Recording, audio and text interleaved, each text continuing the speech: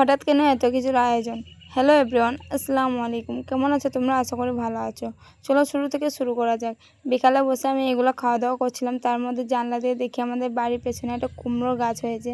দেখে খুব সুন্দর হয়েছে। আর এখানে আমি আর আমার ছোটো বোন কোথায় যাচ্ছি সেটাই তোমাদেরকে বলবো। আমাদের বাড়ি আমার ছোটো বোনের বান্ধবী এসেছিলো ডাকতে, কারণ ওর বোনকে সাধ কবে সেই জন্যে দেখার জন্যে। সেই জন্য আমরা সবাই মিলে চলে যাচ্ছি ওদের বাড়ি।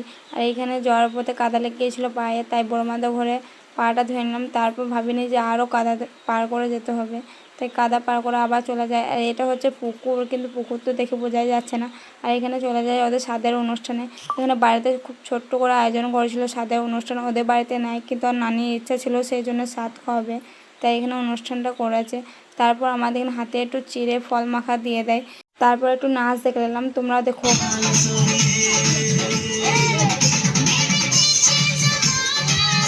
নাচ দেখা শেষ করে আমরা বাড়ির দিকে রওনা দিই। এখানে সবাইকে টাটা করে আমরা বাড়ি চলে এলাম। আজকের মতন এইখানেই ভিডিওটা শেষ করছি। দেখা হচ্ছে নেক্সট ভিডিওতে।